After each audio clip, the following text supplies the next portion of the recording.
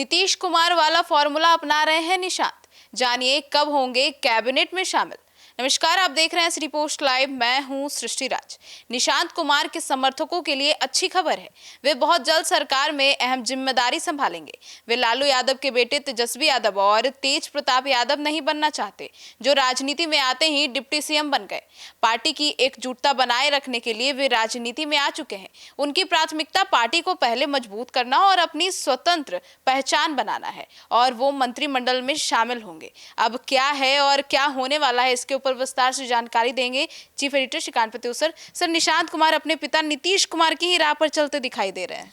भाई, नीतीश कुमार के बेटे हैं तो नीतीश कुमार की ही राह पर चलेंगे। और नीतीश कुमार से बड़ा नेता कौन है बिहार में? लालू यादव, नीतीश कुमार, रामविलास पासवान, यही तीन तो बड़े नेता थे। लालू यादव जी राजनीति से बाहर हैं। नीतीश कुमार भी अब बिहार की राजनीति से बाहर हो चुके हैं और स्वर्गीय रामविलास पासवान जी अब है नहीं। तो ऐसे में निशांत के लिए तो उनके पिता ही भाई मेंटोर हैं। और नीतीश कुमार भले अब सीएम नहीं रहे, लेकिन आज भी बिहार की राजनीति में एक बैलेंसिंग फैक्टर बने हुए हैं और उनके बेटे निशांत की राजनीति में लगातार चर्चा हो रही है। समर्थकों के आग्रह अनुरोध के बाद नीतीश कुमार ने उन्हें राजनीति में आने की इजाज़त दे दी। अब तो उन्हें जेडीयू की सदस्यता भी ग्रहण कर ली है। समर्थक इससे इतने उत्साहित हुए कि उन्हें नीतीश कुमार की गैर मौजूदगी में सीएम बनाने की मांग भी उठाने लगे। तो मीडिया में उनके सीएम बनने की बात तो नहीं आई, लेकिन उनके डिप्टी सीएम बनने की खूब चर्चा हुई। और जब सत्ता की कमान बदली, सरकार की नई टीम बनी, तो निशांत का नाम कहीं नहीं था। उल्टे जेडीयू से विजेंद्र यादव और विजय चौधरी डिप्टी सीएम बना दिए गए। कहा गया कि निशांत ने बिना कुछ किए डिप्टी सीएम पद लेने से इनकार कर दिया है। तो निशांत ने एक समझदारी भरा फैसला तो लिया है। सर, तो क्या निशांत कुमार का सत्ता से लगाव नहीं है? निशांत का तो राजनीति से भी लगाव नहीं है, लेकिन मजबूरी में आना पड़ा ना राजनीति में। और अब तो बहुत एक्शन में है। वो पार्टी दफ्तर में जा रहे हैं, पार्टी के लोगों से मिल रहे हैं, यात्रा पर भी निकलने वाले हैं। और डिप्टी सीएम की कुर्सी को उन्होंने ठोकर मार दी। इसके पीछे बड़ी राजनीति है। निशांत नीतीश कुमार की राह पर चल रहे हैं। निशांत ने सोच समझकर ये फैसला लिया है। निशांत के सामने पहला टास्क पार्टी में अपनी उपयोगिता साबित करना है, और उपयोगी साबित हो गए तो स्वीकार्यता की परख भी जरूरी होगी। उपयोगिता साबित करने के लिए उन्होंने जेडीयू के वरिष्ठ नेताओं से लगातार भेंट मुलाकात शुरू कर दी है और राज्य भर में यात्रा का भी ऐलान कर दिया है। तकरीबन सवा महीने पहले 8 मार्च 2026 को जेडीयू में शामिल हुए थे।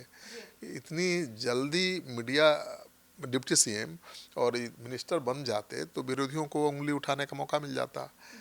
विरोधी कहते कि नीतीश कुमार जो परिवारवाद के खिलाफ रहे हैं, देखिए परिवार को कितना आगे बढ़ा दिया, बेटे को डिप्टी सीएम बना दिया। तो वे अब अपने वसूल से भटक गए हैं। क्या क्या आरोप नहीं लगते। परिवारवाद के विरोधी होने के बावजूद निशांत राजनीति में आए तो नीतीश कुमार पर आरोप तो लगना शुरू हो ही गया था। अगर डिप्टी सीएम बना देते तो और घिर जाते। तो अपने पिता को संकट में नहीं डाला निशांत ने, और विरोधियों को मौका नहीं दिया है पिता पर आरोप लगाने का, पिता की घेरबंदी का। उन्होंने कोशिश की है अपनी स्वतंत्र पहचान बनाने की, और उसके बाद जरूर सत्ता में आएंगे और महत्वपूर्ण भूमिका निभाएंगे। सर, तो निशांत राजनीति में तो आ गए हैं, सरकार में कब शामिल होंगे? मैंने वही कहा कि निशांत अभी एक स्वतंत्र छवि बनाना चाहते हैं अपना, और वो चाहते नहीं है कि जिस तरह से दीपक प्रकाश आ गए, उपेंद्र कुशवाहा के बेटे, बिना एमएलसी बिना विधायक के मंत्री बन गए और अब उनको विधान परिषद जाना है। तो निशांत ऐसा नहीं चाहते हैं। वो चाहते हैं कि भाई स्वतंत्र अपनी पहचान बनाएं। विधानसभा तक तो चुनाव का इंतजार करेंगे नहीं, बहुत समय है। मतलब अपने दम पे सत्ता हासिल करना। हाँ, तो विधानसभा चुनाव तो बहुत दूर है, उतना दिन वो सरकार से बाहर रहेंगे भी ठीक नहीं है। तो पार्टी में पिता के रसूख का वो संदेश देना चाहते हैं कि पार्टी में पिता के रसूख का वो गलत इस्तेमाल नहीं करना चाहते हैं, नाजायज फायदा नहीं उठाना चाहते हैं।